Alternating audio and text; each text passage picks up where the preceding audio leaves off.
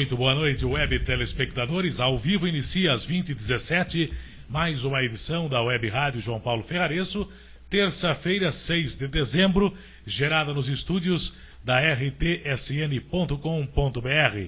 Boa noite, vereador João Paulo Ferraresso. Boa noite, Pedro Giovanni. Boa noite, meu convidado, Sebastião Pinto da Cunha, um grande amigo, está aqui presente. É uma honra recebê-lo essa noite, viu, Sebastião?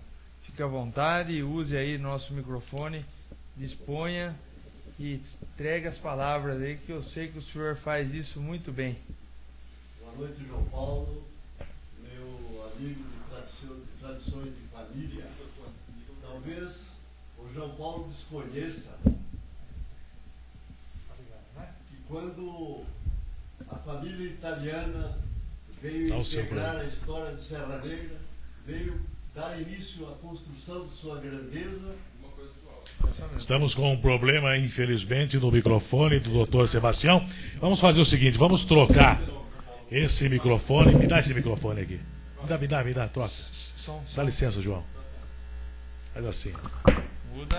Ao vivo se faz melhor. Som. Lá, põe lá. Desculpa, doutor. Estava saindo já. Boa noite, meu querido compadre Dr. Sebastião. Boa noite, meu afilhado de casamento. Mas eu cumprimentava o João Paulo, ele dizia, tratava-me como um amigo, e na verdade, talvez ele desconheça, e quando os seus antepassados vieram para a Serra Negra dar início à construção da grandeza desta cidade, deste município, eles vieram pelas mãos de meu avô Francisco Pinto da Cunha. Moraram durante longo tempo em nossa fazenda, a fazenda de meu avô, e mais tarde, quando eu conheci o pai de seu avô, o pai do avô de João Paulo, fui por uma apresentação do meu pai, porque ele me apresentou, eis aqui um dos meus melhores amigos, porque foi criado comigo na fazenda. Então é com muita alegria, um desvanecimento, que venho nesta noite, que compareço para dar o meu concurso a esta emissora de grande importância para a cultura desta cidade. Muito obrigado, doutor. Pedro Giovanni. Muito bem, é uma alegria receber o doutor Sebastião Pinto da Cunha, que é também um historiador, um extraordinário advogado que o nosso município tem. Mas eu gostaria de agora fazer uma referência ao Valdo Ferraresso, Pedro Valdo Ferraresso. Parece que não passou bem. O que está acontecendo, João Paulo? Ele passou por uma crise aí do seu pulmão, né? Falta de ar, mas com certeza em breve já estará novamente à nossa casa, aos nossos lares aí. Volta a Serra Negra, está internado em Amparo. Mas com certeza, o Walter fumou muito, então fica aqui uma mensagem a todos os fumantes: tomem consciência e parem o quanto antes, porque hoje em dia o cigarro, né, doutor? É uma coisa que vem fator péssimo para a saúde. Ao tempo e depois acontece isso. Mas enfim, já passou, já está melhor. Eu acredito que amanhã já está retornando à nossa casa. Bem, então nosso sentimento de pré-restabelecimento logo para o ex-vice-prefeito Pedro Walter Ferraresso. Bem, esse programa segue no oferecimento de Tênis Autopeças, Ellen Uniformes, Tapeçaria Petrópolis. Para sua participação ao vivo, 193892-1460. O nosso e-mail, ax1tv@hotmail.com. Bem, doutor Sebastião, nós falávamos do Pedro Walter Ferraresso e eu acompanhei a sua participação no blog do Lauro Correia, blog esse de grande audiência. E você dizia que trabalhou na eleição, então, do prefeito Sinésio, naquele ano, 1980 e alguma coisa. E 82. E você foi o coordenador daquela campanha e a sua estratégia foi tirar o Bimbo por alguns dias, que era prefeito, de licença, foi isso? Na verdade, me conte essa história, para que depois possamos chegar à eleição do Bimbo e do Felipe.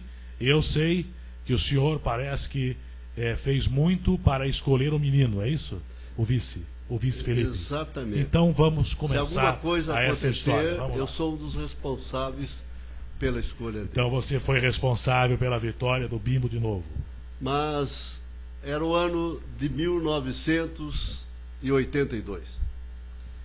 Fui convidado pelo Dr. Jesus para coordenar a campanha do futuro candidato. Não sabia ele ainda quem seria o candidato. Disse-me, poderei ser eu, minha esposa, um de meus filhos, outra pessoa. Mas prepare um programa. Era um sábado. Eu fui para a minha casa, na segunda-feira apresentei um projeto de campanha eleitoral. E o Dr. Jesus leu o meu programa e entregou-me a chave do escritório dele, dizendo, o senhor vai coordenar a campanha. Combinamos, fizemos a tratativa, evidentemente, eu recebia quantias para o meu trabalho. Daí, começamos a campanha. O candidato, então, escolhido foi Sinésio Aparecido Beguino. Mas, realmente, eu escrevi um artigo sobre esse assunto ainda nesses dias no blog, comentando. Eu via que a campanha não ia bem. Já de início encontrava uma determinada resistência.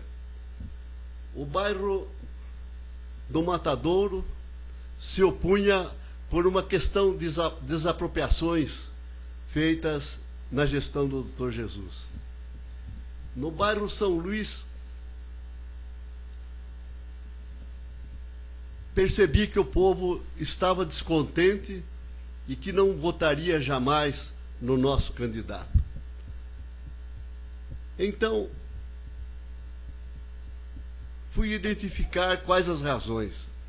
A prefeitura estava abarrotada de dinheiro. O senhor Antônio Luiz de Telo Frank havia feito uma boa administração, uma administração com bastante critério, mas deixou de realizar certas obras que o povo reclamava.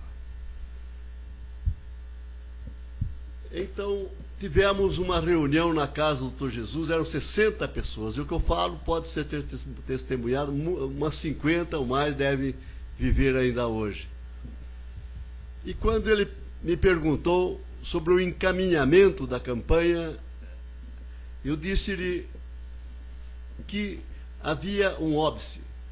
Nós precisávamos afastar o prefeito, colocar o vice-prefeito, que era Pedro Walter Ferraresso, e então nós realizaríamos alguma coisa que pudesse impressionar os eleitores.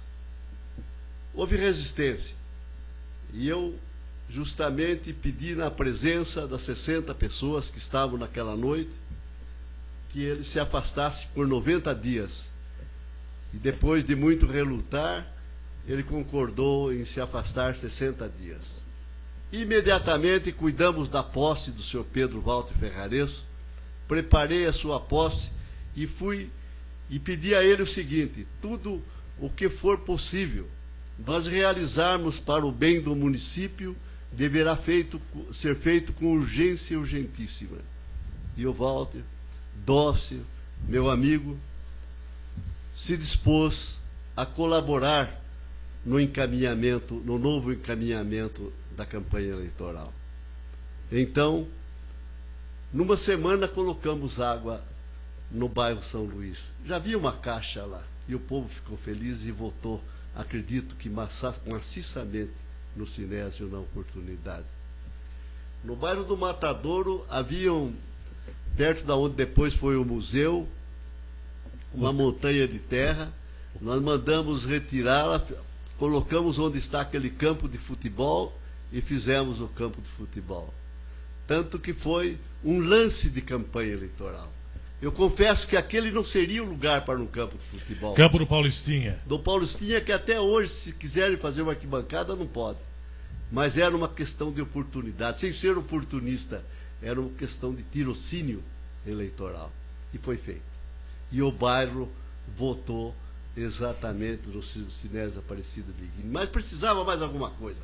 Porque quando eu indaguei do seu Sinésio, meu particular amigo, Sinésio Aparecido Berghini, o que ele queria que colocasse em seu programa, ele me disse: eu quero a volta da Maria Fumaça. Eu disse: Sinésio, meu querido Sinésio, a Maria Fumaça deve estar lá pelo Nordeste. Os locais por onde ela passava já foram vendidos, apropriados para outros. Se você quiser um programa, vamos fazer. Fizemos um programa. Fiz, inclusive, um decálogo, cujo primeiro índice eu me recordo ainda, que eu dizia: eu creio na crença do homem simples, porque ele verdadeiramente acredita em Deus. Foi um decálogo que teve grande influência na campanha eleitoral. Mas eu disse mais: nós precisamos de uma área, porque as 4 necessidades essenciais do homem são alimentação, habitação, transporte e vestuário. E a carência de moradias em Serra Negra é estupenda. E então foi quando foi providenciado o terreno e começou a etapa 1 da construção das casas populares. Pois é isso que eu ia perguntar. Quem foi então o pai das casas populares? Foi o Bimbo, na gestão do Bimbo com o Walter? Foi isso? Ou foi o Sinésio quando ganhou? Foi na gestão do senhor Pedro Walter Ferreira. Começou lá então? Porque fui eu que tomei as medidas. Para a eleição? Mas foi por causa da licença. Foi por causa da licença de 60 dias. E já fizemos logo de início, cuidamos de adquirir o terreno. Daí vocês criaram aquela empresa municipal de habitação? Exatamente. A Imuncem, que foi inclusive extinta há poucos dias. Exatamente, que foi o ponto de partida para um desenvolvimento extraordinário. E quem quiser ganhar esta eleição, que se ligue a Minha Casa e Minha Vida. Eu tenho um estudo profundo a esse respeito.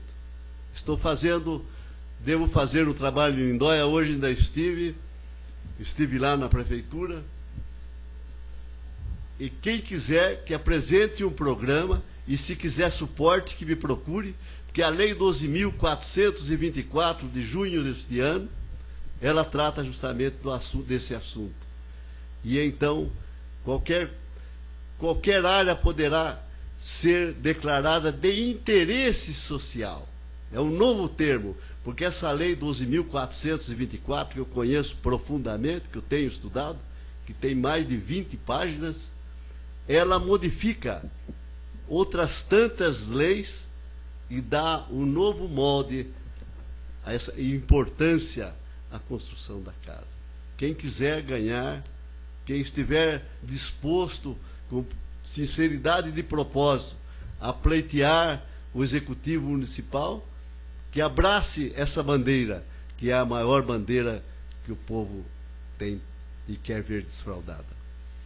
Muito bem, estamos ouvindo o doutor Sebastião Pinto da Cunha, que explicou a vocês como que foi a eleição de 1982, eleição que foi ganha então pelo ex-prefeito Sinésio. Mas o senhor voltou a trabalhar para o Grupo Chedi, não sei, no ano de 2008. E parece que o senhor indicou o vice Felipe Dotó numa reunião, foi isso, doutor Exatamente. Sebastião? Eu estava na rua 7 de setembro com o Mauro Carnieri, conversávamos.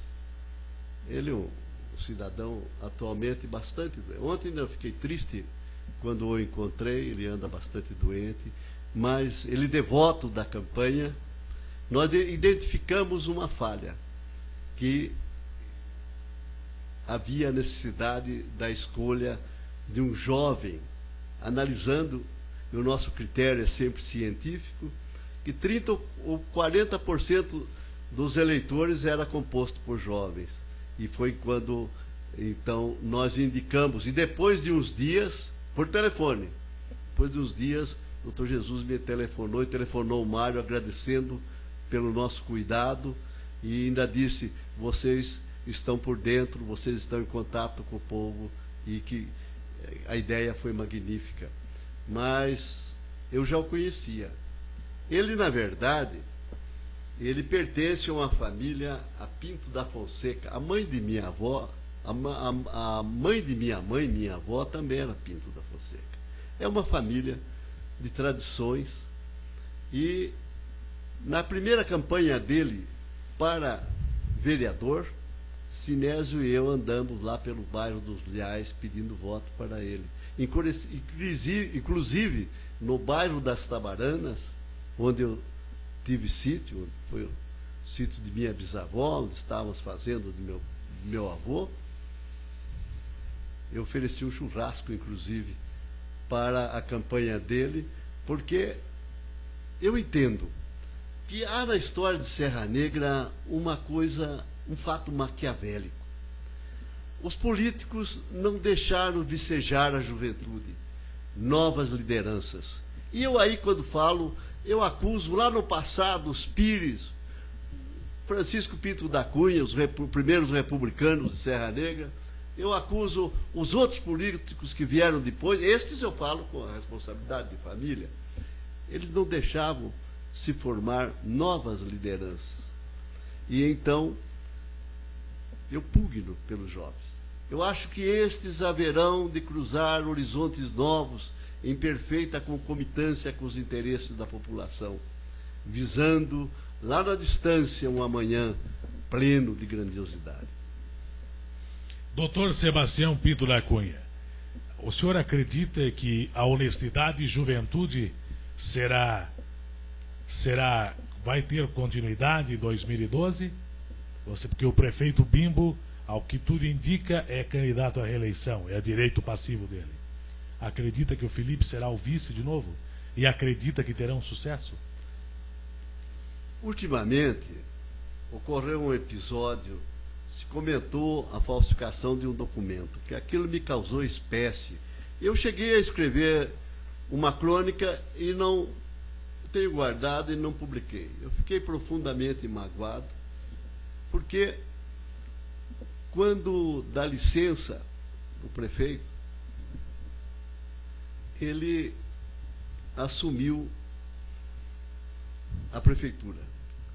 E nesses dias aí, algo que saiu no blog do Lauro, algo que diga que ele tenha assinado um acordo que teria, não sei se é verdade, sido remetido ao Ministério Público. E isto viria a penalizar a sua campanha, se de fato ocorreu.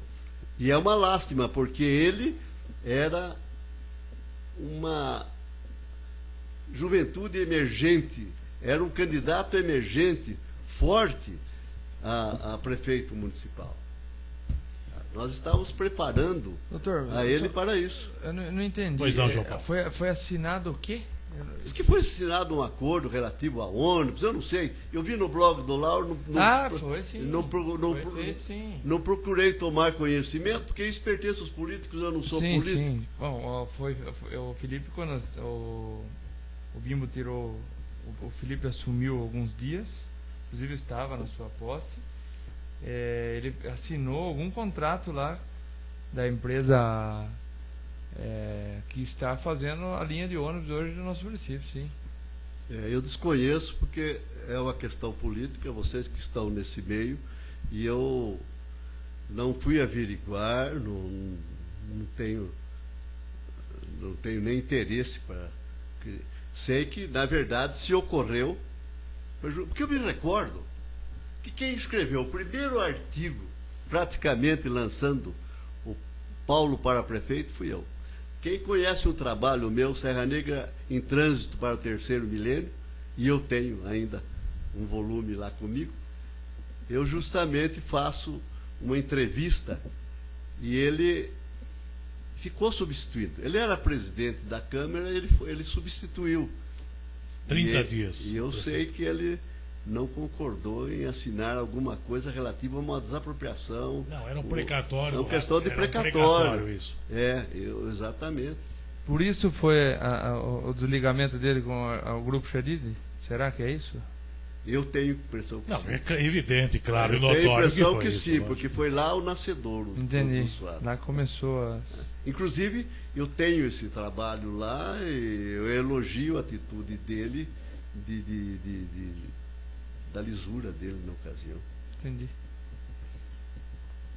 Mas, viu, Sebastião, então o senhor estava falando aí, voltando um pouco no início da entrevista, o senhor estava falando lá da campanha para que o Sinésio fosse eleito. Um dos grandes motivos foi quando o meu avô Walter assumiu por 60 dias a prefeitura, junto com a sua pessoa, tudo, adquirir o terreno das casas populares. Isso foi o segredo. Foi o segredo. Sem isso não teria. A eleição, a diferença. Eu me acidentei, me dediquei tanto àquela eleição que eu voltava no domingo de uma reunião de Bragança Paulista e não tinha dormido a noite inteira e acabei sofrendo um acidente, fiquei em estado de coma, mas eu ainda, lá de Indaiatuba, todas as semanas mandava um artigo para o jornal. Me lembro quem examinara o jornal daquela época, do meu leito de dor e tal, eu pedi a campanha. Quando eu apareci aqui no dia das eleições, eu estava com um capuz de gesso, um arame atravessando o meu rosto para segurar. Sofri 7 fraturas no rosto. Foi curioso, um fato curioso. Eu, quando cheguei para votar lá onde o prédio Jovino Silveira, o candidato da oposição e o Pedrão, de saudosa memória, foram me receber, e eu era o articulador da campanha contra eles.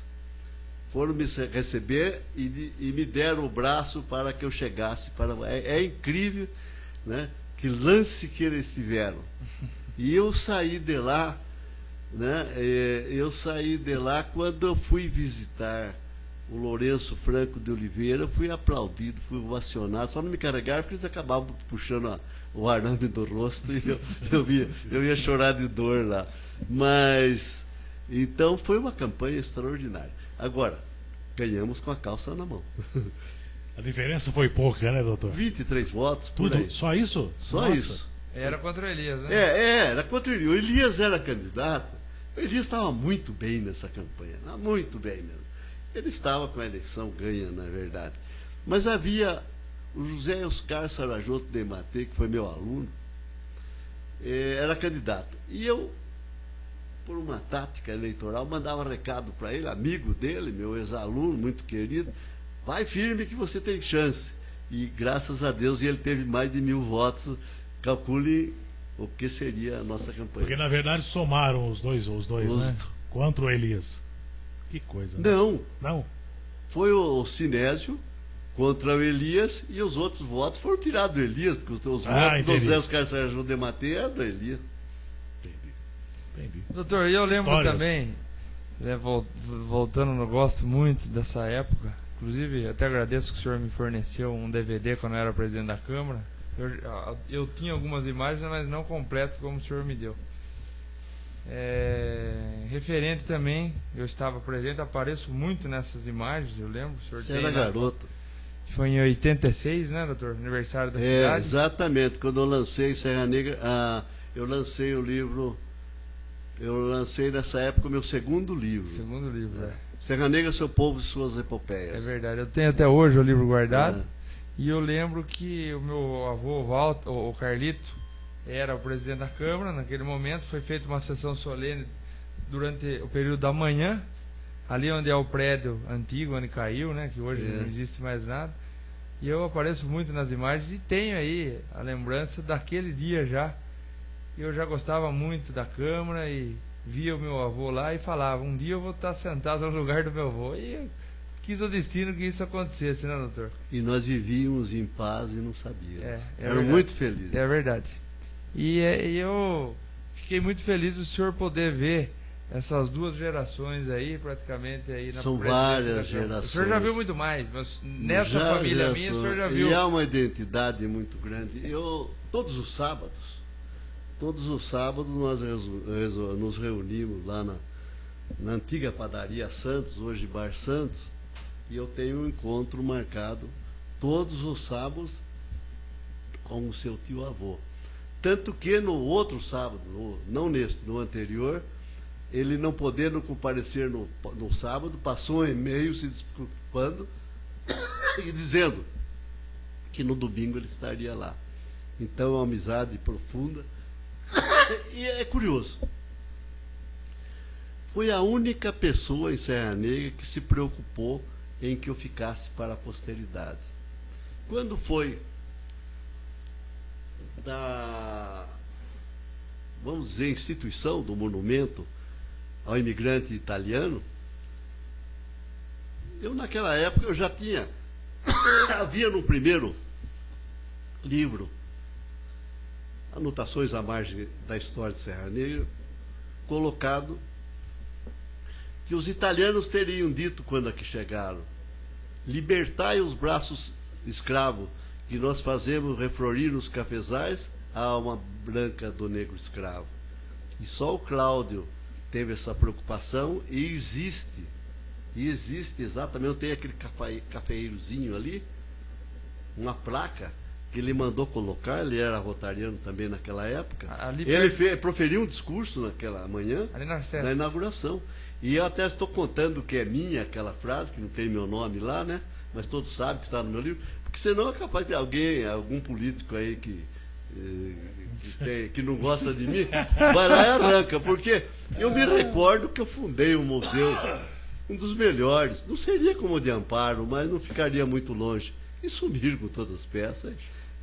Então é curioso como isso acontece, né? Mas eu não faço questão, eu não faço questão de ficar para a posteridade. Mas a única pessoa que teve e que coleciona meus artigos é justamente o Corchete, o gerente da Água Lindóia. Que todos os domingos nós tomamos uma aguinha ali, um café junto, falamos da nossa cidade, do passado, falamos dos nossos sonhos. Até fiquei muito triste, porque no último sábado agora ele disse que aquele dia estava sem o sentido da vida, que estava triste e tal. Não, Cláudio, eu já perdi amigos aí que me fazem falta, e você vai durar muito, você é um pouco mais novo que eu, mas nós temos uma amizade muito, muito ligada. Nós não quebramos aquele vínculo que foi construído quando os italianos chegaram cheios de saudades da sua terra. Vieram e se abdicaram de tudo aquilo que eles tinham na Europa, que bem conheço, na Europa onde eu já morei. E aqui vieram lavrar a terra com as suas próprias unhas. Eu me recordo bem que na minha oração, e naquele dia, o Dalmo de Abreu Dalari proferiu um dos mais belos discursos que eu ouvi dele. Eu tive a oportunidade de dizer, aquela estátua do italianinho que está lá, muito bem, você que levava a matula para o seu pai, que a mama levava para o seu pai no cafeeiro, a matula na qual ele comia polenta e chupava laranja como mistura. E hoje Serra Negra é tudo isso que é, graças exatamente a esse homem que deixaram outro lado do Atlântico e vieram aqui plantar uma nova civilização. São 20 horas e 44 minutos. Vamos proceder ao primeiro intervalo desse programa, mas voltaremos em instantes. Aguardem. Pedro, eu só gostaria antes de mandar um abraço a Giovana, que está conosco, assistindo lá de Campinas, e também ao Fábio Ribeiro, que está conosco aqui também no bate-papo. Um abraço a todos. Até já.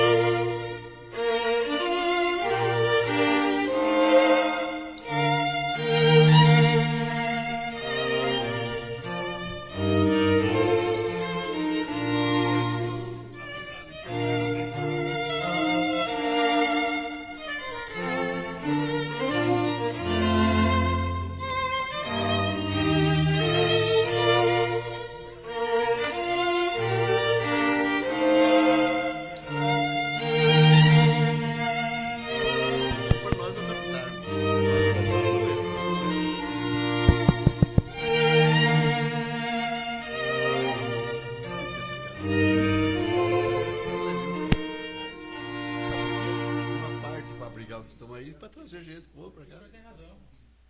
Você acha que faz? Não vai nada.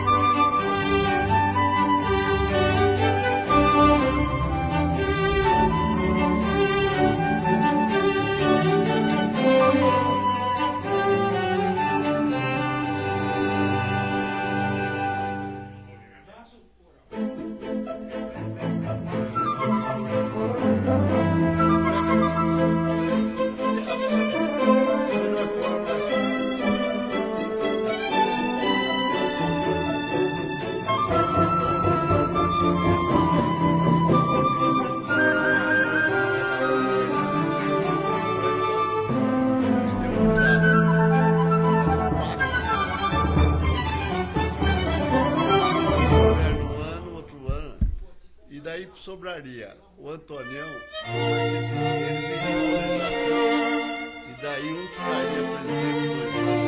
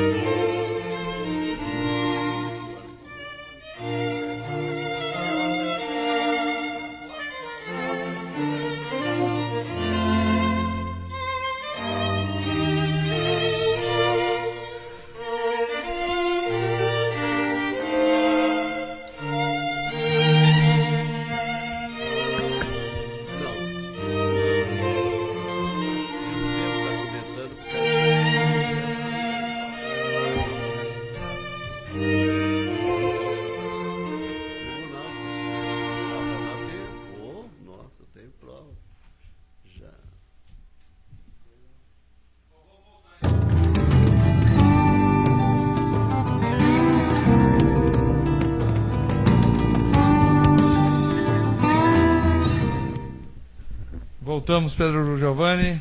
Estamos aqui agora com o nosso grande amigo, o seu Pércio, também que faz parte da mesa. Boa noite, seu Pércio. Vamos passar aqui o microfone e o seu Pércio, boa noite. Boa noite, o João Paulo. Boa noite, Pedro Giovanni. Ao Dr. Sebastião Cunha, também uma boa noite. Nossa presença aqui é com satisfação em conhecê-lo e tê-lo aqui entre nós. E ao Eduardo também, o nosso boa noite. Eu estou retornando aqui à Serra Negra depois de um mês de afastamento, porque precisei dar atenção médica para minha esposa.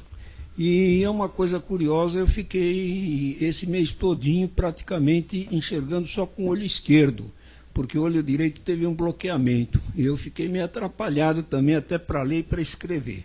Mas agora já está retornando tudo ao normal. Problema de córnea, que eu acredito que seja resultante de ressecamento de córnea e aderência de poluição. Parece que a situação é essa. Então é recomendável que, em vista da situação que nós estamos atravessando com a parte climática e poluição, se proceda como parte de higienização e hábito, fazer uma limpeza à noite, pelo menos jogar um colírio à noite, um soro fisiológico à noite, pelo menos, nos olhos, para poder lavar e manter essa limpeza durante a noite toda, para que evite problemas dessa natureza que eu estou sofrendo com o meu olho direito.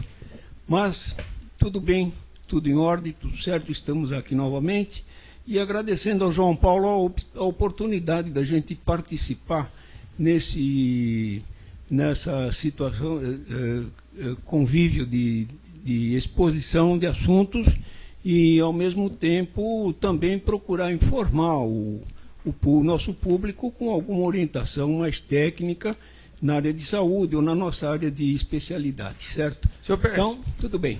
Gostaria que a gente estava conversando aqui no intervalo, referente ao requerimento lá da diabetes que foi respondido, né, pela secretária.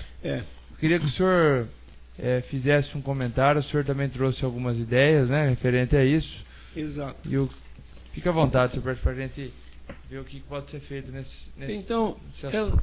É o seguinte, esse tema de diabetes, ele vem sendo abordado muito amplamente, e eu tenho acompanhado essa situação porque a minha esposa, como diabética, eu tenho levado e conduzido ela através do encaminhamento pela Associação Nacional de Atendimento aos Diabéticos em São Paulo. Essa Associação Nacional fica na Rua Essa de Queiroz, e eles é que promovem uma série de encontros, uma série de orientações, inclusive abrigam as conferências sobre diabetes, a conferência anual sobre diabetes que é realizada aqui no Brasil. De forma que, através da publicação dessa associação, eu tenho acompanhado e tenho me atualizado com o tema e com o encaminhamento da doença e o tratamento da doença.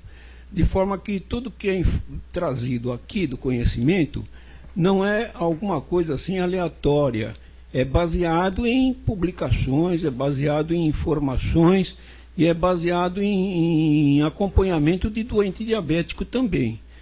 De forma que nós podemos colaborar muito sobre essa direção, porque eu posso transferir toda a minha experiência da área técnico-científica justamente para essa área de doença e assim trazer informações atualizadas a respeito de como anda o assunto.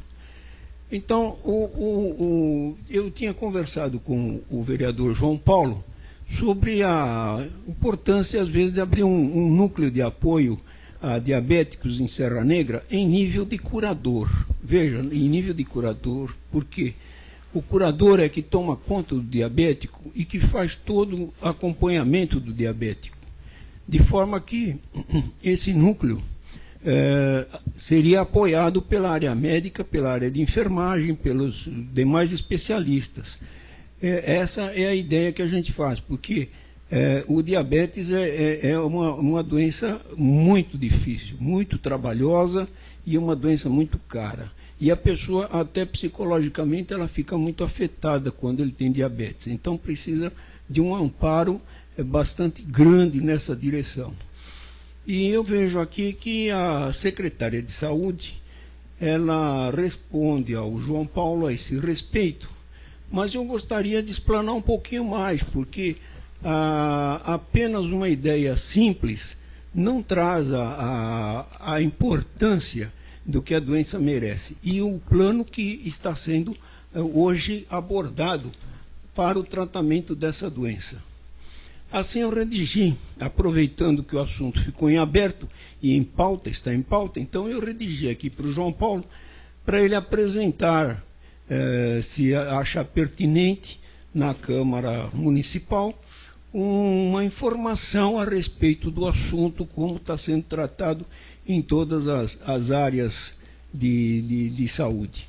De forma que, então, nós vemos o seguinte, que em se tratando de uma doença de alto custo e é multidisciplinar, o que acontece? Nós temos uma doença de tratamento, manutenção, apoio e acompanhamento multidisciplinar.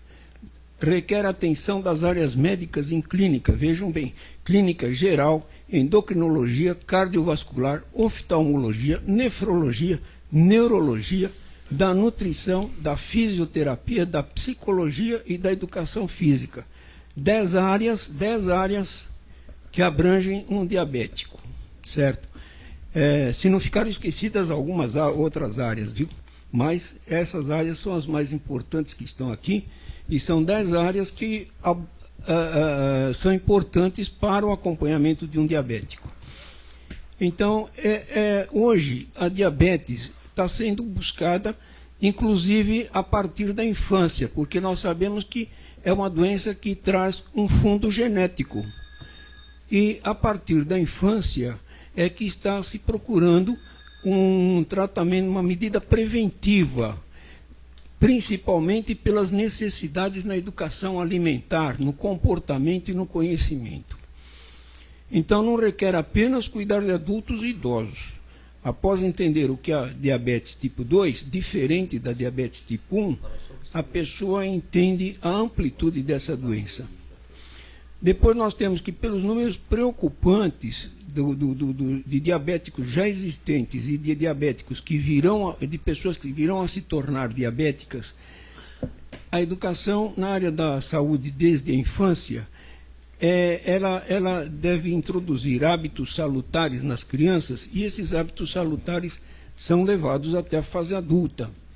De forma que é importante a educação na área de saúde na infância. Aproveitando a oportunidade de que a senhora secretária de saúde é uma pessoa da área de educação e ensino, ela poderia trabalhar nessa ligação entre as áreas de educação e saúde, coisa que foi abandonada pelo currículo escolar em prejuízo de toda a comunidade já há muitos anos, e que hoje conta com um alto percentual de pessoas que desconhecem os princípios básicos de higiene, socorro, urgência e até procedimentos para pequenos curativos. O que nos leva a identificar uma causa, principalmente no caos da área da saúde. Se hoje a área da saúde está toda nessa situação, é porque mesmo a população não entende nada de saúde. Porque senão nós teríamos um clima bem diferente em termos de tratamento e saúde. Então, nós precisaríamos retornar ao princípio de ensinar, que as escolas ensinassem a área de saúde desde os primeiros degraus da escola, e voltar à habitualidade das pessoas, às coisas boas, aos atos, às práticas, porque isso tudo é que vai conduzir a pessoa para uma vida, uma qualidade de vida melhor e prolongar a sua vida, logicamente. Infelizmente, a área de educação, que deveria abranger capítulos de ensino e práticas de saúde, ficou ausente na transmissão desses conhecimentos às pessoas, bloqueando importantes assuntos de saúde. Vemos hoje a ignorância e descaso com as doenças sexuais transmissíveis, as DST, inclusive com relação ao vírus HPV, papiloma vírus humano. Hoje em estudo, inclusive com relação ao câncer orofaríngeo, devido às práticas rotineiras e até incentivadas no relacionamento incorreto entre casais, ou seja, a prática de sexo oral. Isso daí causa esse vírus. Não, o vírus, veja bem, o vírus é um vírus da área genital. Ele se desenvolve na faringe. Então, o que acontece com a prática de sexo oral, você vai ter o vírus, a introdução do vírus na orofaringe. E com o tempo a pessoa pode vir a desenvolver o câncer orofaríngeo pelo vírus, pelo papiloma vírus humano, Doutor, pelo HPV. Seu Pércio, o Lula fez alguma coisa errada. Olha, não vamos chegar a isso. Não vamos chegar a esse ponto. Eu estou dizendo isso pelo seguinte: quem me atualiza, quem me atualiza nessa informação toda, por isso eu fico até assim bastante contente em ter conseguido esse caminho de atualização, porque como um pesquisador aposentado eu deveria estar mais ou menos fossilizado, vai. E quem me atualiza nessa direção toda é uma revista que eu recebo mensalmente da FAPESP, da Fundação de Amparo e Pesquisa do Estado de São Paulo, que é justamente a revista Pesquisa da FAPESP. E mensalmente eu recebo essa revista que trata de assuntos de física, de agronomia, de química, de biologia, enfim, da área de saúde, de tudo. E nesse último número tem exatamente um número de pesquisa onde a pesquisadora identificou também essa situação do problema do vírus na orofaringe.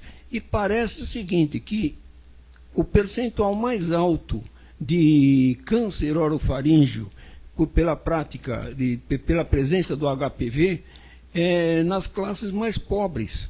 Então, na região do Nordeste, o percentual chega a uns 4% a 5%. Nas regiões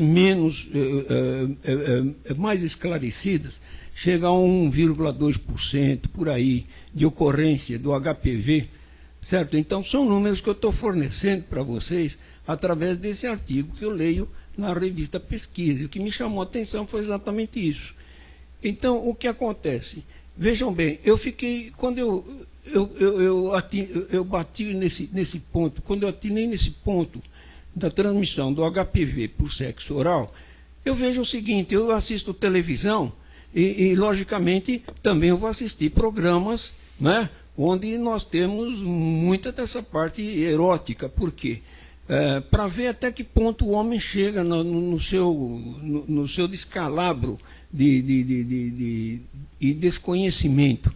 Então eu vejo que é incentivadíssimo esse assunto. Até nas revistas que você pega nas bancas por aí, o que eles incentivam na prática de sexo oral é uma coisa absurda. Então vejam o cuidado que tem que ter com relação ao HPV, devido a essa prática. Eu acho isso muito condenável, as revistas divulgarem dessa forma. Mas você lê naquelas entrelinhas das revistas, inclusive fiquei horrorizado. Eu vi uma revista que diz assim, a página diz assim: se você tiver crianças em casa, arranque essa página fora. Retire essa página da revista. Não sei se vocês já notaram isso. Não?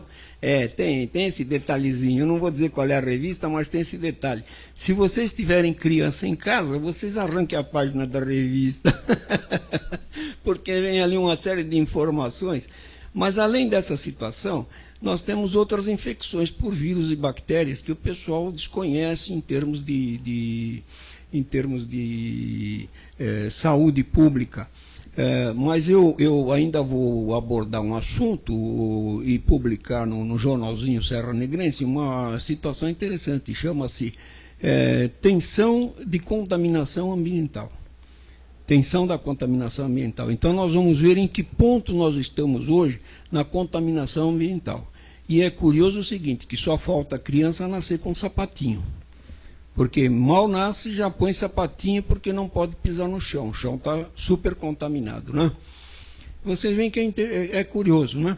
Porque são pontos que devem ser abordados. Isso tudo tem que partir desde o princípio, desde cedo. O que não se pode permitir é o bloqueio de conhecimento às pessoas e à população, ou restringir o atendimento a apenas faixas etárias e só superficialmente.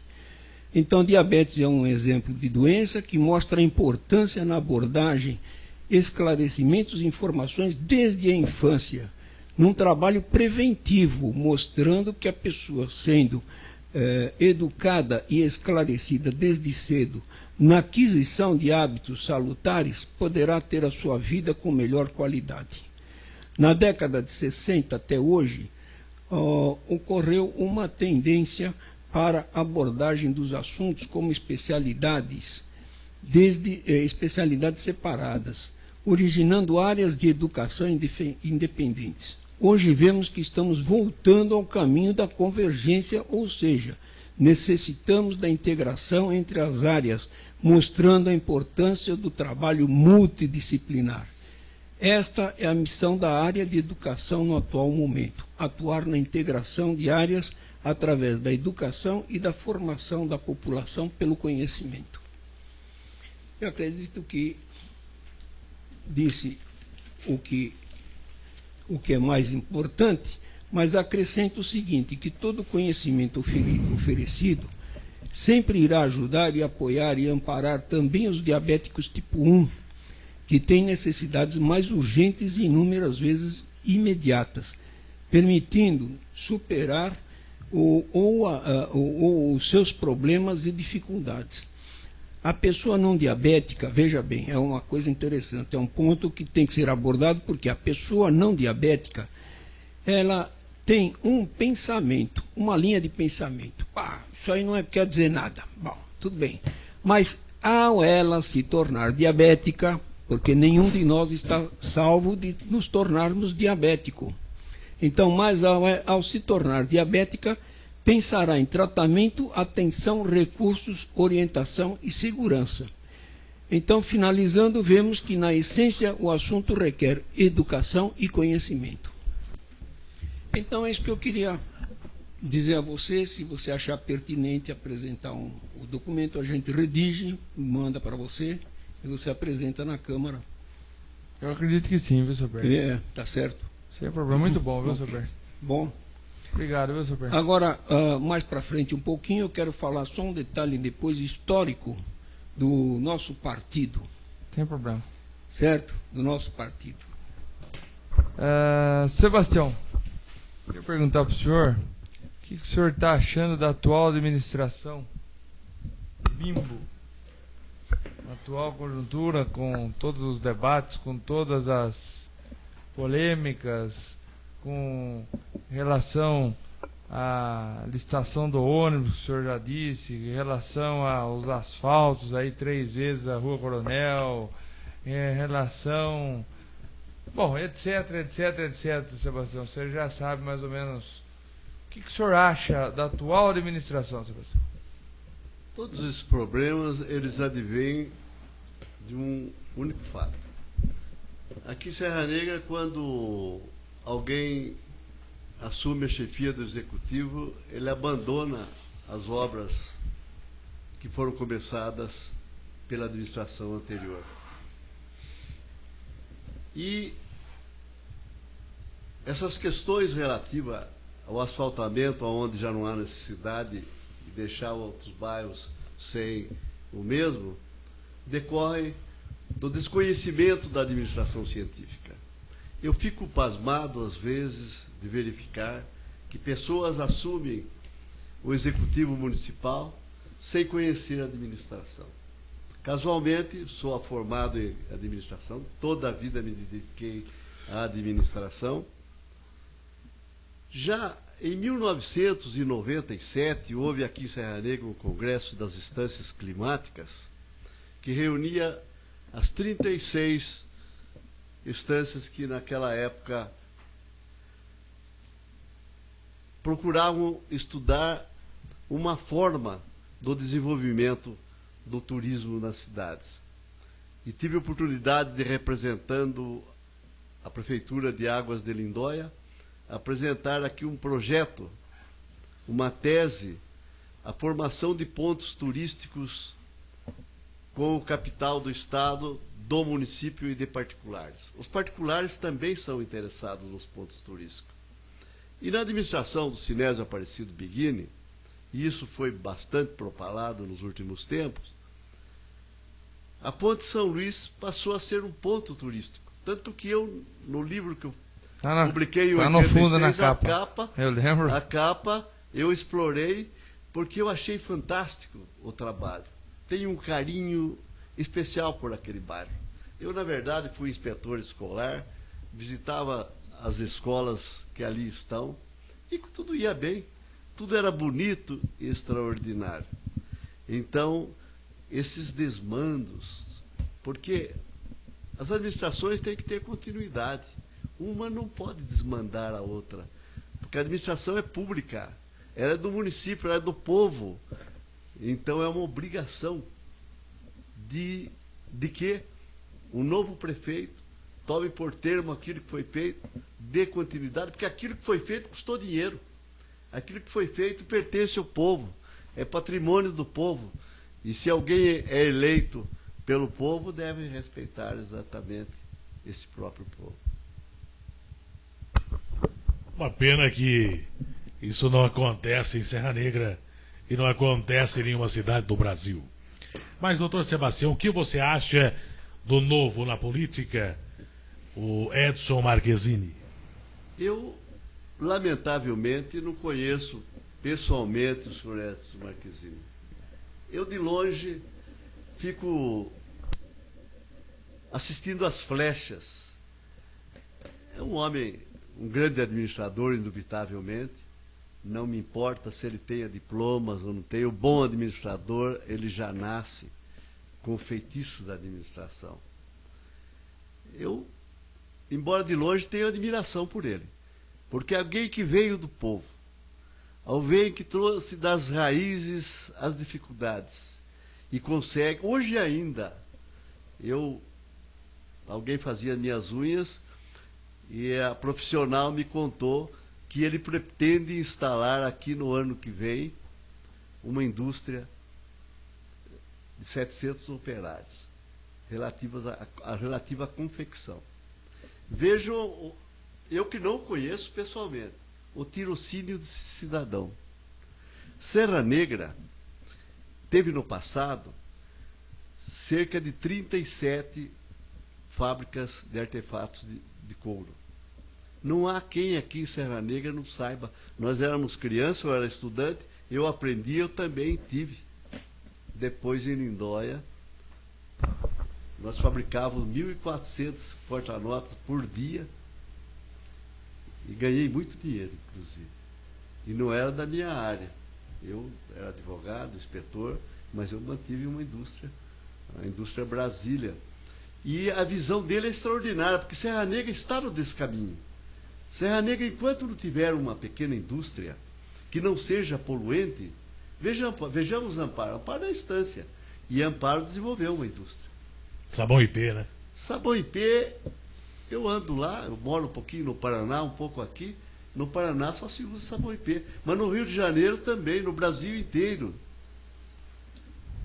Fui. Viu, Sebastião, e eles estão querendo. Tem uma amiga que mora do lado ali de Amparo, como é que chama? Aquela. Arcadas. Arcadas? Arcada. E Arcadas está com uma luta tremenda para desvincular. Para se libertar de Amparo para ser um município. Para se tornar município. Exatamente. Só que o que acontece? O velho sonho. Só que eu estava conversando com ela, ela acha que vai ser impossível isso. Por quê? Porque só Amparo vai ficar só com a IP. E a cidade de Amparo vai perder aquela outra de frango que tem ali na frente, que é do Ceará, né? A Ceará, eles vão perder o Ceará, eles vão perder aquela que faz escapamento também, como é que Cadron. A Cadron, eles vão perder. Bom, ela falou mais algumas, não me lembro de cabeça agora, não recordo agora, mas perde muitas. Tudo bem, a IP está lá, mas não é interessante para Amparo desvincular de Arcadas. Não, absolutamente. E a cidade de Arcadas está esquecida. O bairro, né, de Arcadas. É um distrito. Eu fui está esquecida pela prefeitura de Amparo. Inclusive é curioso, o nome da escola lá é Francisco Silveira Franco. Francisco Silveira Franco viveu aqui em Serra Negra. Ele era primo do Lourenço Franco de Oliveira. E ele foi para Amparo e ajudou depois que Amparo passasse também a Capela Curada, Francisco Silveira Franco. Eu tive a honra de fazer o discurso em praça pública quando foi o Sesc Centenário de Amparo. Porque Amparo, na verdade, foi elevado à categoria de Capela Curada um ano após Serra Negra, em 1829. E o Francisco Silveira Franco foi o baluarte. Ele é o fundador de Amparo. E eles não sabiam, a turma pensava que o Sintra. E eu fui ao Arquivo do Estado, estudei e fui descobrindo. E por coincidência, o mesmo bispo que assinou a Capela Curada para Serra Negra foi Dom Manuel Joaquim de Gonçalves de Andrade, meu antepassado, que assinou de Amparo também. E é curioso,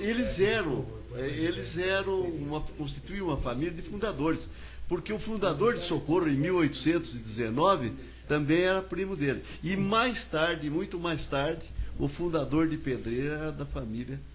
Eles eram descendentes de bandeirantes, brilhantes. Mas essa questão de arcadas, se o distrito se desvincular, será um grande prejuízo para Amparo. E não vão conseguir fácil. Eles não vão conseguir fácil, mesmo pela questão da localização topográfica toda. Né? Eu acho que eles deveriam continuar juntos, trabalhando, Amparo se dedicando mais a arcadas, que não tem se dedicado, pelo menos o que exatamente. Porque eu vivi... As enchentes. Exatamente. Não, depois não cuidou. Lá o apelido, quando nós passávamos de ônibus, as estradas eram de terra, a cidade perfume, porque tinha os curtumes. Até hoje tem. Até hoje. Tem. E isso aí não se presta a uma cidade. Não deve ter curtume na cidade. O curtume em Amparo é aqui em Duas Pontes, que já é prejudicial, bastante prejudicial. Né? Então eles deveriam arrumar para arcadas um novo tipo de atividade. Agora, voltando ao Marquezine, que eu não conheço pessoalmente, né, mas que eu admiro pelo seu esforço extraordinário, ele está para instalar aqui uma indústria de confecções com 700 operários. Daí eu acho que vai ser impossível falar mal dele, né?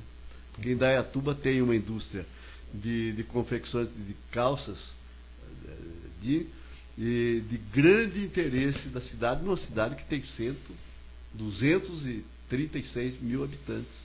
Né? E agora, eu analiso, eu gosto muito da indústria e vejo essa necessidade da indústria para que o povo tenha melhores empregos, que as famílias sejam mais felizes. Eu visito muito Monte Sião.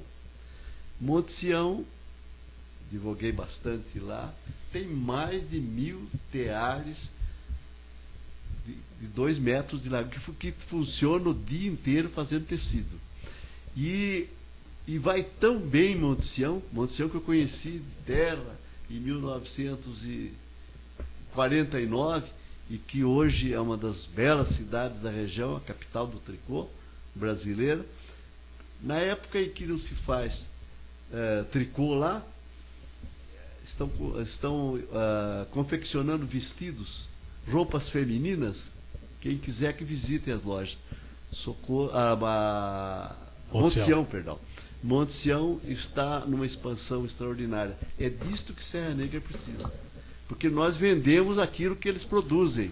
Nós precisamos produzir para melhores empregos para as moças, para as pessoas que aqui trabalham, Morejo.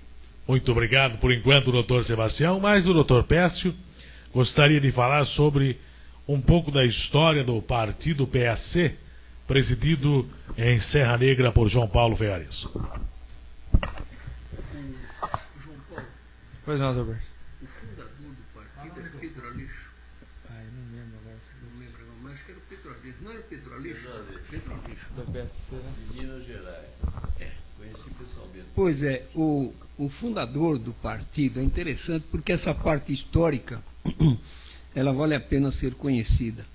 O fundador do partido, na década de 60, no finalzinho de 60, foi o vice-presidente do Brasil, o Pedro Aleixo, e na época do militarismo.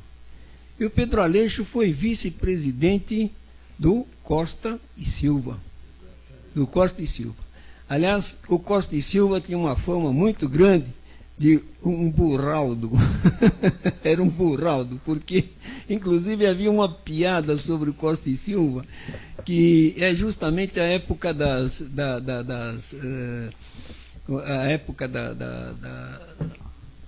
empresas paraestatais, né? As estatais e paraestatais. Então tinha Petrobras, Eletrobras e coisa. Então, quando ele passou numa rua com o carro presidencial, viu lá um cavalete escrito. A rua estava em obras, né? Então ele perguntou para o ordenança lá: que empresa nova é essa que fundaram Hemobras? Hemobras. Então, um negócio meio curioso, porque o Costa e Silva tinha uma fama muito ruim de conhecimento e cultura. Mas o Pedro Aleixo, como vice-presidente, o Costa e Silva, então, sofreu lá um problema de saúde, foi afastado, etc. Então, ficou um clima delicado para o militarismo. O Pedro Aleixo tinha que assumir como presidente. E ele não assumiu como presidente, até deportaram o Pedro Aleixo, né? Mandaram ele para fora do Brasil, com o AI-5, quando editaram o AI-5 e desconheceram. Então foi mais um vice-presidente que não tomou posse no Brasil, Pedro Aleixo. Então isso é uma parte histórica interessante, porque ele fazia parte como um civil presente no regime militar e que acabou não assumindo a presidência. E eu li no jornal atualmente que a presidente Dilma quer homenagear ou dar os direitos ao Pedro Aleixo, encaminhou um documento à Câmara, um projeto à Câmara, para ser aprovado, dando os direitos de presidente, reconhecendo Pedro Aleixo como presidente. Então alguma coisa deve surgir aí para frente a respeito do Pedro Aleixo ser reconhecido como presidente do Brasil, como um dos presidentes do Brasil. Não tomou posse, mas por direito tem. Né? Então essa é a parte histórica. Eu não sabia. Dentro dessa parte histórica, se o senhor me permite, no dia em que o Costa e Silva ficou doente, eu coordenava a administração da prefeitura de Diadema. E o filho do prefeito que era Evandro Caiafa Esquivel, casado com a prima de meu pai, Silvia Caiafa Esquivel, a Silva Ramos. O Fábio, que era oficial no 4º RI, foi cedo para a prefeitura e disse: primo, o Costa e Silva sofreu um atentado. Eu deixei, mais tarde ele voltou, depois à tarde ele voltou e me disse: não, aquilo não aconteceu, não, eu estou enganado. E ele é que cuidava da comunicação do 4º RI.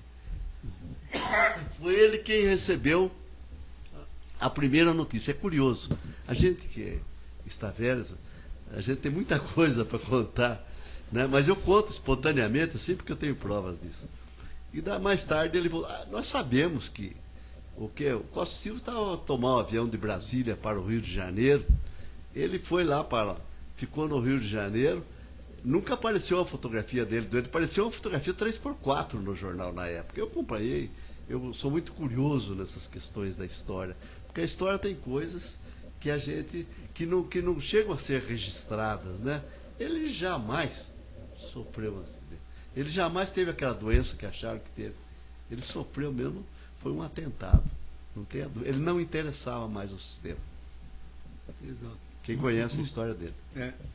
Mas, voltando a essa época do militarismo, é uma coisa interessante que pouca gente percebeu, talvez, a situação, que é o seguinte: os oficiais do Exército eram formados no realengo. Realengo é a composição de duas palavras, real e engenheiro. Real, engo. Engo é engenheiro. Então, realengo é real engenheiro. E os oficiais do Exército eram formados na escola do Exército do Realengo. Depois, a escola oficial do Exército passou para Agulhas Negras. Então, mudou a mentalidade, mudou o procedimento, mudou tudo. Porque hoje, inclusive, segurança nacional não é mais defesa só de fronteiras. Nós temos segurança nacional em outros aspectos. Por exemplo, a criminalidade põe a segurança nacional em crime? É crime contra a segurança nacional. Exatamente. O uso de drogas ou a expansão das drogas, como está acontecendo, também é uma situação de segurança nacional, porque você põe a segurança nacional em perigo. Eu vi uma notícia de que apenas 10% dos municípios do Brasil não estão invadidos pela droga. Apenas 10% dos municípios do Brasil. O Brasil tem 5.500 municípios. Ou seja, 5.000 municípios no Brasil já estão invadidos pela droga. Agora, esses 500 municípios devem estar lá pelo Amazonas, Pará, aqueles municípios bem distantes que só se chega navegando, viu? Certo, Não é? exatamente. O restante está tudo dominado pela droga. Então, vi isso. E outra coisa mais grave, junto com essa notícia, essa informação, de que os moradores da área rural estão substituindo o hábito alcoólico pela droga. Os moradores da área rural. Então, veja a gravidade da situação. Bom, então, o que acontece? Vê uma coisa curiosa. Os últimos generais formados pela Realengo foram os últimos presidentes militares. Só faltou Otávio Medeiros, que não conseguiu tomar posse, porque aí veio as diretas já. Mas todos eles eram os últimos generais formados pelo Realengo. E o fulcro da questão no Brasil sempre é esse. Sempre é o dinheiro. Nós estamos assistindo esse desastre nacional, caindo ministros, né? 6 ministros. 7 com o Nelson Jobim. Nelson Jobim não tem corrupção. Eu conheço pessoalmente Nelson Jobim, fiquei conhecendo quando ele foi participar de um debate com o Canotínio na Universidade de Coimbra. Eu estava lá, eu participei desse ato. E como eu era brasileiro, coube a minha pessoa fazer a corte para ele em Coimbra. Uma pessoa extraordinária. Mais tarde eu estive num congresso em Porto Alegre, e ele foi um dos oradores. Fiquei conhecendo o seu pai, que hoje já faleceu, que também é um jurista, porque o avô dele também já foi um homem de alto coturno. Fiquei amigo de um seu irmão. Um dia eu tratarei desse assunto publicamente. Um dia eu tratarei. O Nelson Jobim, quando meu filho foi convidá-lo para participar desse encontro de jurista, ele falou só se o Sebastião aparecer, porque ele ficou meu amigo. Eu não sendo ninguém, eu era um estudante, estava fazendo mestrado, simples advogado, lá em Coimbra, e nos tornamos amigos. Se você levar o seu pai, meu filho me mandou uma passagem, fui para Porto Alegre, participei, fiquei com ele uma semana lá, me encontrando constantemente. Essa saída, eu sei da inteligência dele. Essa saída dele foi estratégica. Tem coisas que eu não posso dizer aqui. Porque não posso envolver outros contatos que tive ele. Meu filho é desembargador, né, e não posso comprometer o nome do meu filho. Mas foi uma saída estratégica dele. Ele viu que ele não podia, que ele estava sobrando naquele ambiente.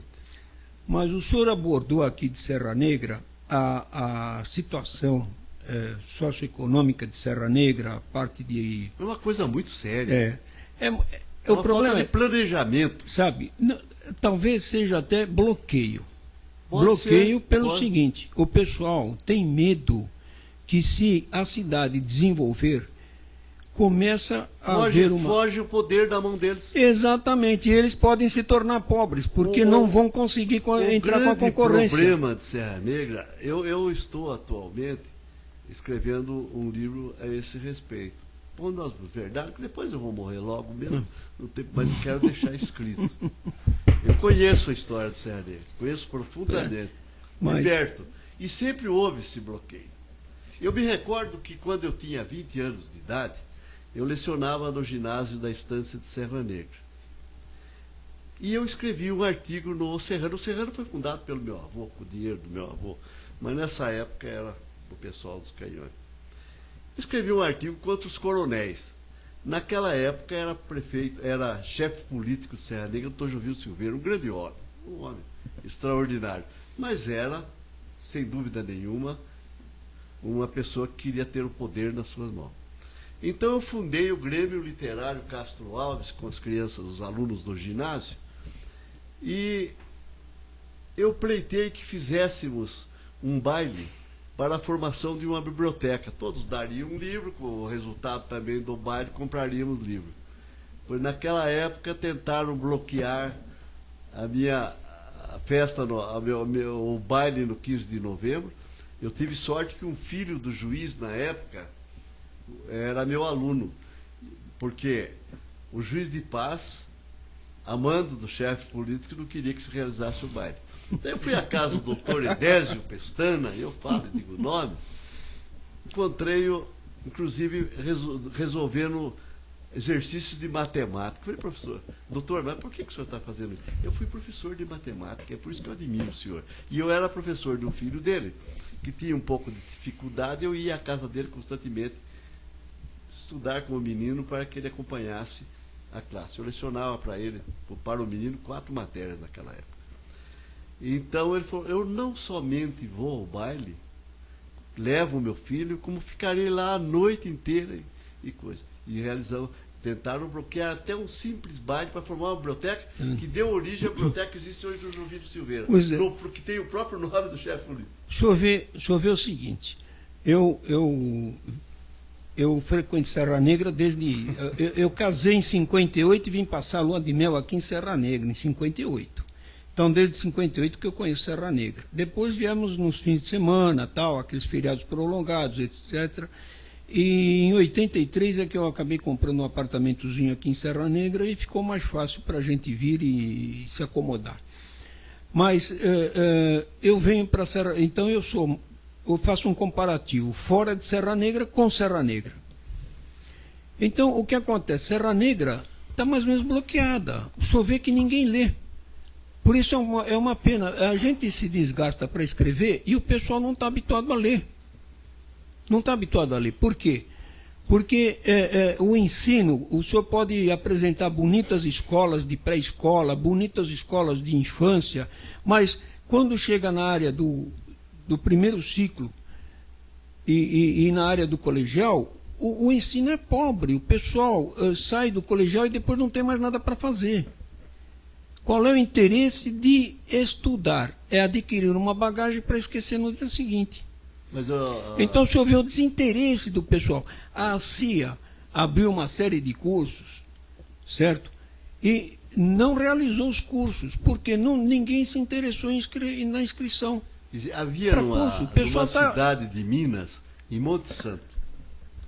Em Monte Santo havia um fazendeiro, isso me contou uma pessoa que veio de lá, até um farmacêutico, uma pessoa culta que viveu aqui em Serra Negra, ele me contava que havia um fazendeiro lá que ele não deixava criar escola na fazenda dele, porque senão os colonos não iriam carpinar o café. Exatamente. Aprendiam a escrever. Exatamente. A mentalidade é a mesma. O senhor não vai ter a mão de obra simples. É a mesma. Eu fui grosado durante a vida por causa disso. Eu sonhei. Eu não me preocupei com o dinheiro. Eu poderia ser muito rico. Nunca me preocupei com o dinheiro. Eu me preocupava com a cultura e me preocupo até hoje. Escrevo e faço tudo que... Eu escrevi o artigo de fundo no Serrano durante uns 10 anos depois. Eu lembro perfeitamente. Quando eu vim aqui, comprava o jornal e tinha os seus artigos no jornal. E escrevíamos coisas daqui da cidade, que é importante, né?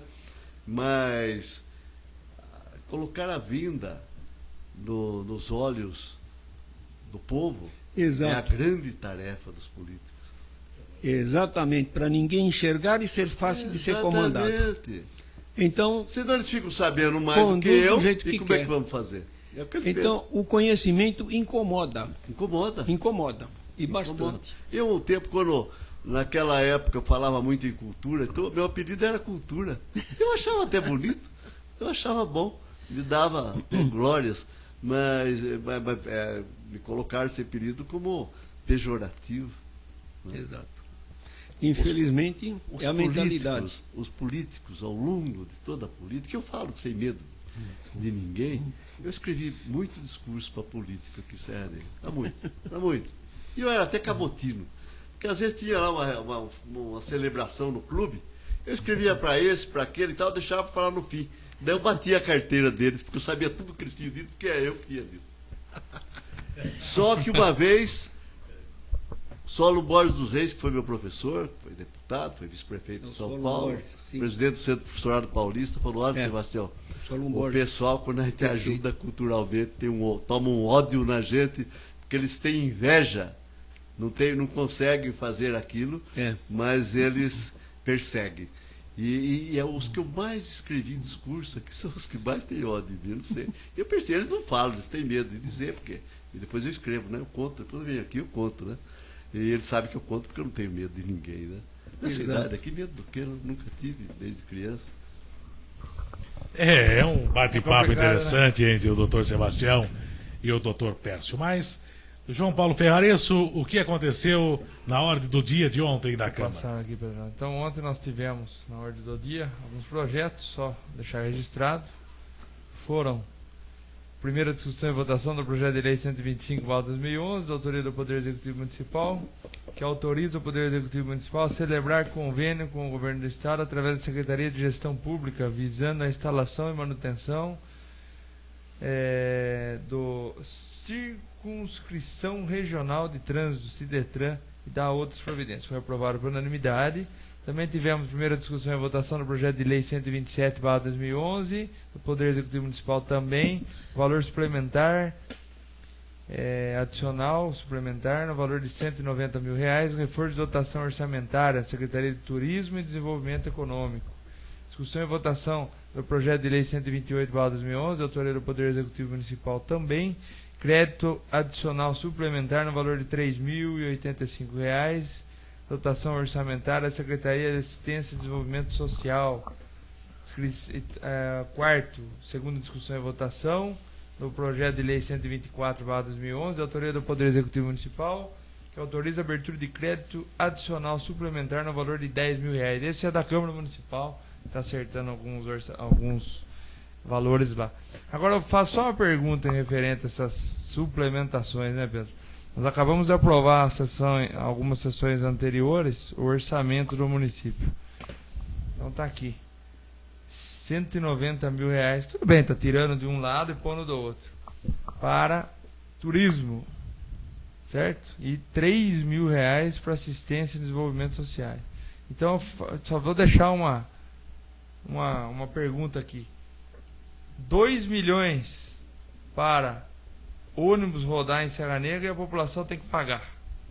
1 milhão para o turismo, que a nossa cidade é turística. E 3 milhões para a secretaria do atual vice-prefeito, que é assistência e desenvolvimento social. Que está aí fazendo uma suplementação de R$3 mil aí, talvez para fechar o ano, etc, etc. Então fica a pergunta aí. 3 milhões para a secretaria do Felipe, 1 milhão para o turismo e 2 milhões para os ônibus rodarem em Serra Negra. E gastam todo praticamente o dinheiro do ODAD em asfalto para os ônibus rodarem nas ruas perfeitas e não ter desgaste de pneu.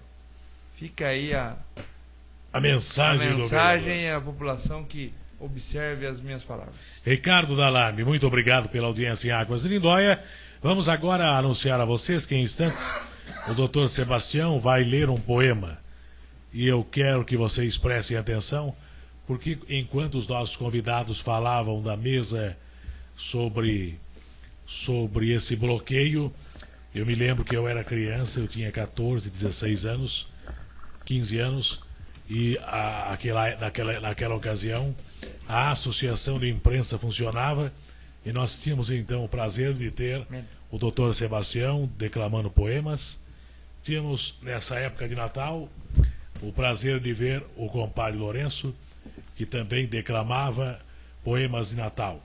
O compadre Lourenço podia ter todos os seus defeitos, isso não vou revelar, mas pelo menos nesta época de Natal ele lia lindos poemas nas noites da poesia da Associação de Imprensa, que foi pro saco há muito tempo.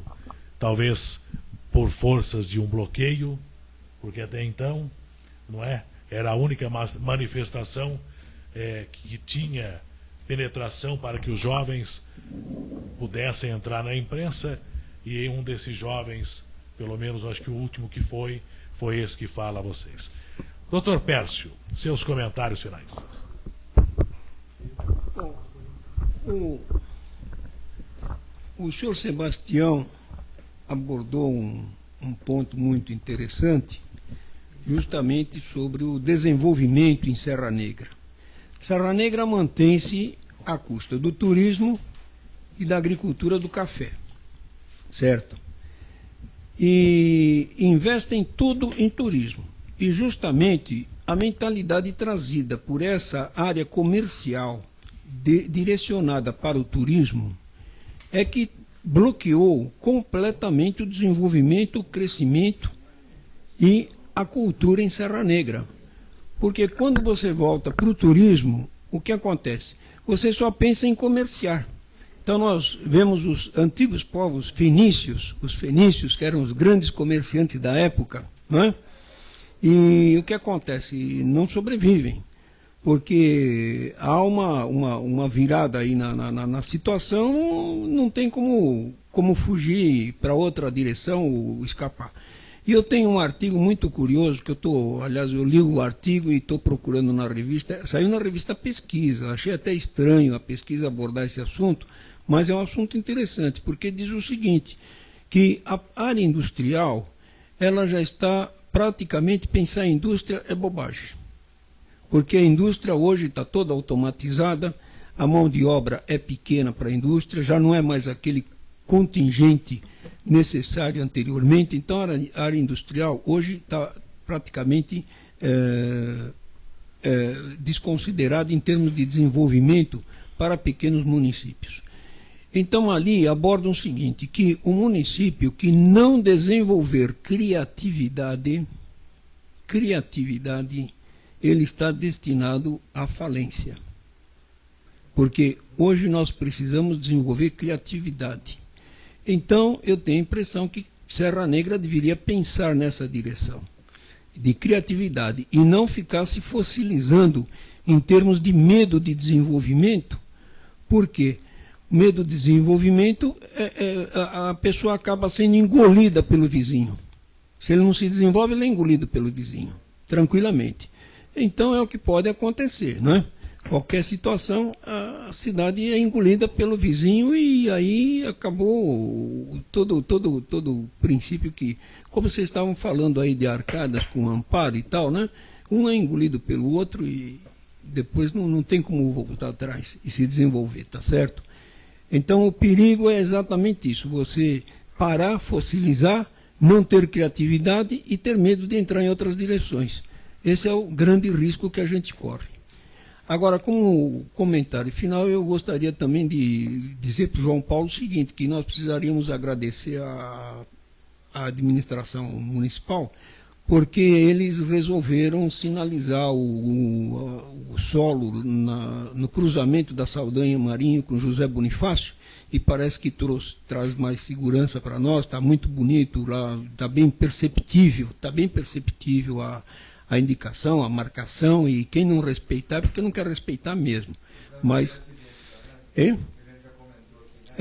Aquele acidente que a gente já comentou aqui na rádio. E depois, também ali no começo da João Gerosa, com expedicionários também, ficou bem sinalizado, e eu acredito que ali vai facilitar a gente e alertar bem. Então, nesse ponto, nós temos que agradecer, porque nós fizemos os pedidos e fomos atendidos também, né? Com certeza. Tá certo? Então, eu acho que por hoje é isso. Ontem, obrigado, meu Silberto, pela sua participação. Então, a próxima vez aí, os nossos internautas aí... semana que vem nós vamos ter a última edição desse ano.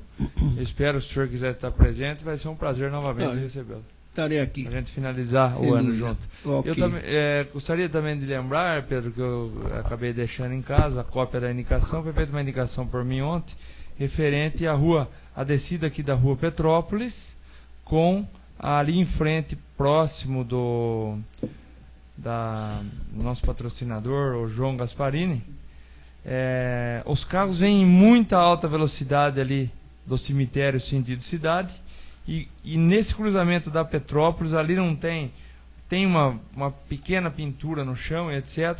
Mas eu acho que ali a solução seria uma rotatória em nível alto, talvez até um canteiro, para que os carros diminuam a velocidade, talvez até uma lombada antes, ou alguma coisa desse tipo, para que vai acontecer algum acidente sério e grave nesse local. Mãe de nada. Então espero. Mãe de nada. João Paulo. Quem que vai ganhar a eleição, João Paulo? Quem vai ganhar a eleição? Não sei João nem quem é Paulo os candidatos. Vigaresso, claro. Não sei nem quem são os João candidatos. Paulo Eu Vigaresso. sou pré-candidato É lógico. a prefeito. Mas volta ao assunto, então. Gozador, né, Sebastião? O senhor Pércio, ele encerrou, mas Quer falar? ele quer falar. Fica à vontade. Não, é um assunto que ficou esquecido e ontem o João Paulo deve ter mencionado na Câmara, se não me engano, é a necessidade de colocar um gerador para... Comentei, senhor Comentou. Pércio, mas eu vou fazer essa indicação para a próxima sessão e aí nós vamos entrar. Você comentou aqui, firme. ó. Não, comentei. Você já Comentei já comentou. na outra. Não, eu só quero dizer a importância disso aí pelo seguinte, eu tenho A Adriana até experiência... falou porque Exato. foi perdido alguns medicamentos. Não, etc. eu tenho experiência nessa área porque nós passamos por alguns problemas e eu já enfrentei e corrigi até a área médica, alertando sobre o que podia acontecer com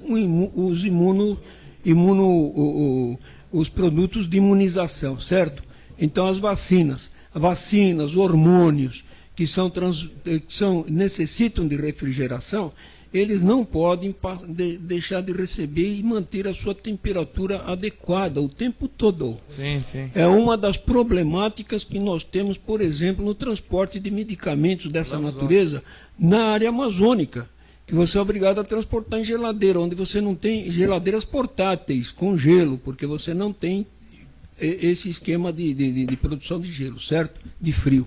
Então isso é muito importante e tem que ser dada a devida atenção para esse problema, certo?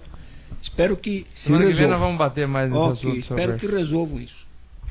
Também então, Pedro, finalizando aqui. Finalize nossa sua palavra, parte, João. Gostaria de agradecer aí ao senhor Pércio, ao Eduardo da RTSN, ao Sebastião Pendacunha, que vai finalizar o programa hoje com uma mensagem. Gostaria de agradecer as pessoas que acompanharam pela internet, a Giovana, a Lilian, ao Luizinho, ao Ricardo Dalarme lá de Águas do Lindão, um grande abraço, a Tereza lá de Socorro, que está conosco aqui também junto, e ao Sérgio Luiz Origati, a Adriana e mais algumas pessoas que entraram através de e-mail e etc. Então, esse é o penúltimo programa. A semana que vem teremos o último programa, não sabemos ainda quem será o convidado. Agradeço imensamente mais uma vez ao Dr. Sebastião Pinto da Cunha, que esteve aqui. Foi um prazer desde 86, Sebastião, conhecer o senhor, desde a época daquele livro que eu lembro que o senhor entregou pessoalmente em minhas mãos. Tem essa edição até hoje guardada. E fico muito feliz de, mais uma vez, o senhor estar presente aqui com uma coisa que vai ficar eternizada aí na internet hoje, que é a mídia mais procurada e mais divulgada aí no meio globalizado, né, como nós estamos. Então fico muito feliz da sua participação aqui também. Muito obrigado, senhor Pércio, também, que está essa noite. E nesse momento entrego as palavras ao Sebastião Pinto da Cunha, que estará finalizando o nosso programa com uma grande mensagem. Após as palavras ácidas de ordem político-administrativa, acho que às vezes até fazem mal à nossa alma, eu gostaria de encerrar a minha presença hoje, nesta noite aqui, agradecendo ao convite muito carinhoso que me foi feito ontem quando eu visitava a Câmara Municipal, o recinto da Câmara. Eu gostaria então de manifestar o outro lado da personalidade, aquele que é o meu lado, que é o lado mais romântico, porque poeta é aquele que na rua deserta canta a última canção de amor. Então quero encerrar lendo um poema que escrevi em 1971, quando era inspetor escolar lá em Cajuru, e indo para visitar uma escola, veio minha cabeça, voltei ao hotel, escrevi do jeito que foi escrito, aqui está, e eu vou ler neste instante. É o confessor e a prostituta. Adentra o velho templo uma mulher sofrida. A mais terrível das moléstias não conseguira destruir-lhe os traços de beleza. Guarda de outrora ainda resquícios de nobreza. A natureza lhe fora pródiga e amável. Excursiona com dificuldade, atravessa a nave e chega junto ao confessionário, onde um velho monge dedilha seu rosário. Padre, boa tarde. Não vim pedir perdão. Sei bem, Deus não perdoa o ser que, sendo humano, torna-se profano, mais vil que um cão. Quero somente relatar alguns de meus pecados.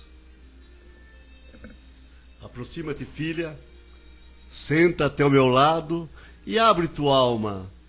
Perfilha um a um os teus desgostos. É cedo. Não tenhamos pressa, tenhas calma. Prepara-te, padre, curar-vos-á o meu segredo. Somente hoje senti coragem, antes tive muito medo. Fui feliz quando criança. Vivi a fidalga abastança, moça linda, rica mulher. Tive um lar, fui milionária. Casei-me, meu esposo cobria-me de beijos.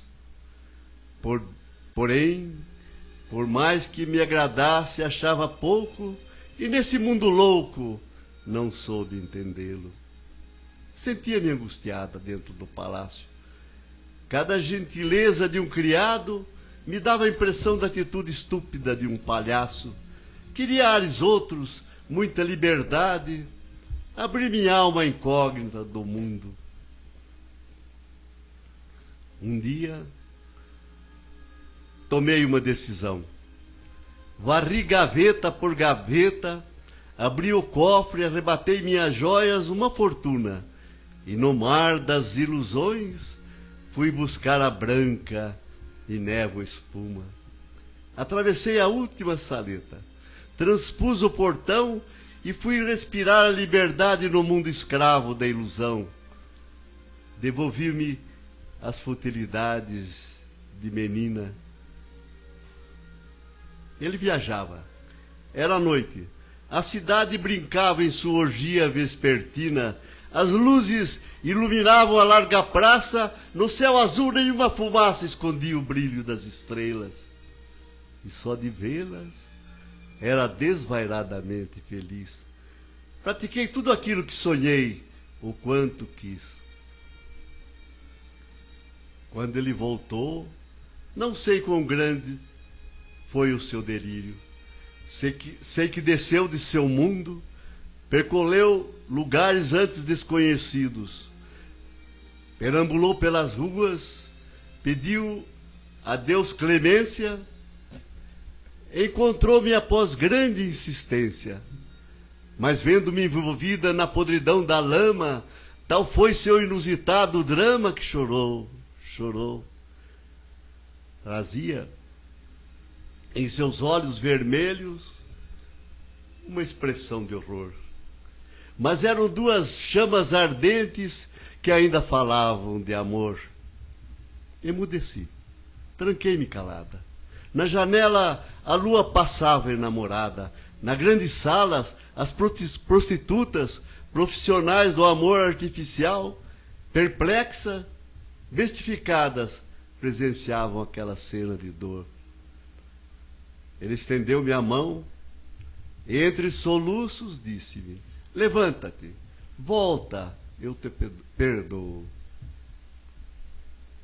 Não obstante a bondade estampada em seu rosto, enojei-me de mim mesma, senti enjoo. E prossegue: vamos, Nosso lar te espera. Amanhã, ao surgir da nova aurora, será para nós dois uma nova primavera. Envergonhada e orgulhosa, mistificada e vaidosa, preferi o fel das desilusões. De lá para cá não há o que mais o diga. Brilhei nos cabarés, fui prostituta de esquina, troquei a vida de feliz menina pela de desgraçada rapariga. Vendi ilusões, fumei maconha, sobejou meu vício a mais minúscula vergonha. Nos últimos tempos, nos cabarés, em pé fui aplaudida. Conheci os altos e baixos de qualquer perdida. Fui nobre do vício, galguei altares de sexo, rastejei calçadas. Vivi os delírios da aparentemente intermináveis madrugadas.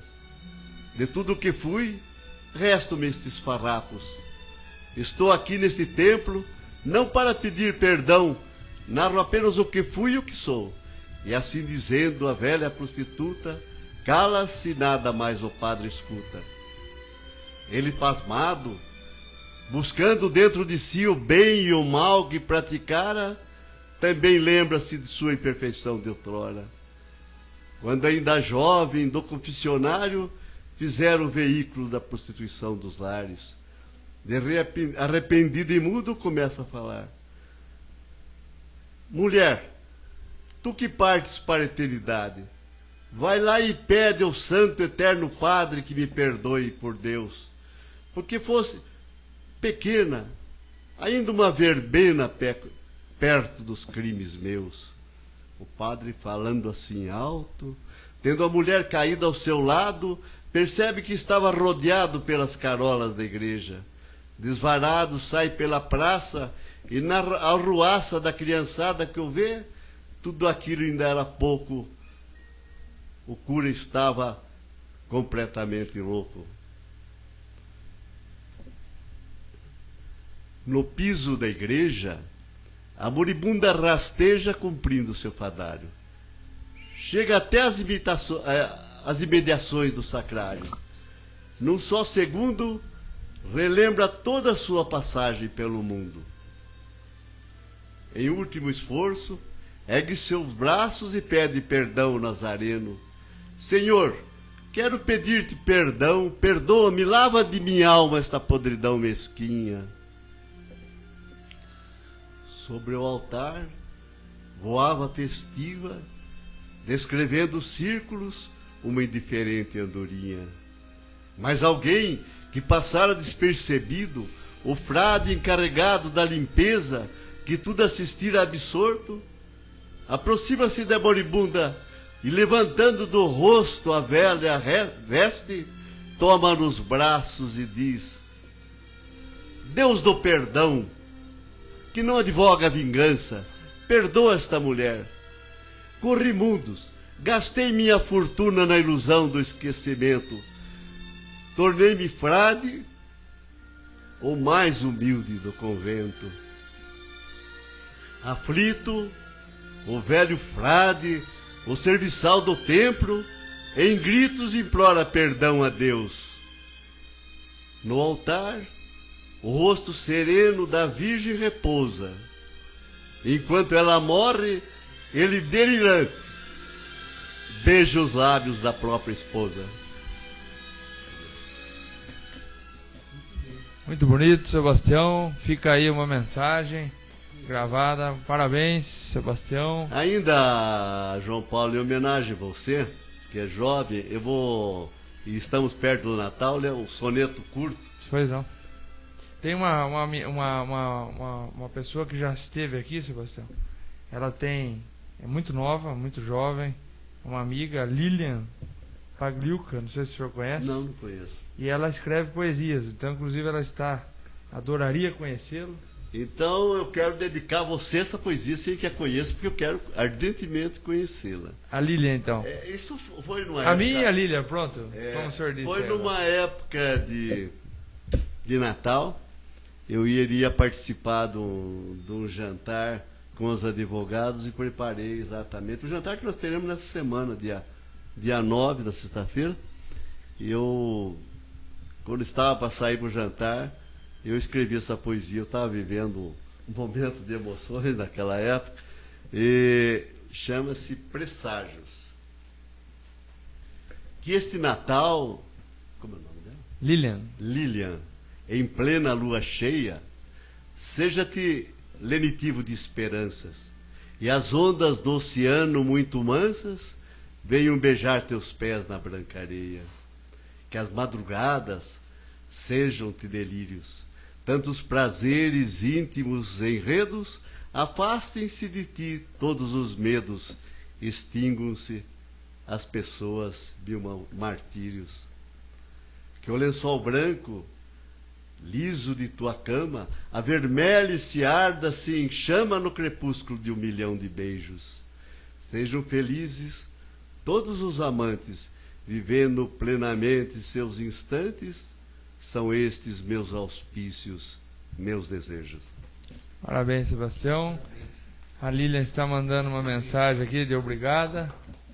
E vai conhecê-la com certeza. Nós vamos marcar aí. Depois... Vai no meu escritório à tarde, que estou lá com a minha secretária, com o pessoal. E leva, viu, Lilian? Vai tomar um café comigo. Vai tomar um café lá e leva... E vamos conversar de poesia. Eu tenho um número muito grande de poesia, mas já rasguei muitas. Porque quando eu ia arrumando uma nova namorada, eu precisava rasgar todas as anteriores para não apanhar. Isso aconteceu na minha vida inteira. Como a minha vida inteira foi uma catástrofe, minha vida amorosa, né? Então, algumas têm as poesias, outras rasgaram de raiva, né? Mas eu escrevi mais de 400 sonetos. Fiz parte da casa, aliás, faço parte da casa do poeta em São Paulo. Tá certo. Então fica aqui a mensagem do seu Sebastião. Agradeço mais uma vez aos dois convidados dessa noite. O Pedro Giovanni manda um abraço a todos, teve que sair um pouco mais cedo hoje.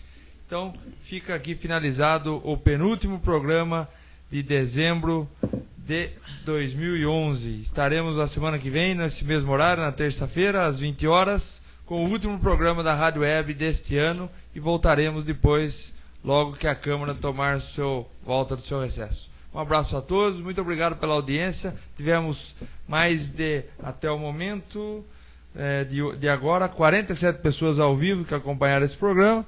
E a semana passada tivemos 331 pessoas que acessaram o vídeo da terça passada. Então, muito obrigado às 47 pessoas que acompanharam, a todos que comunicaram pelo Twitter, Facebook, e-mails e etc. Um abraço a todos, uma boa noite.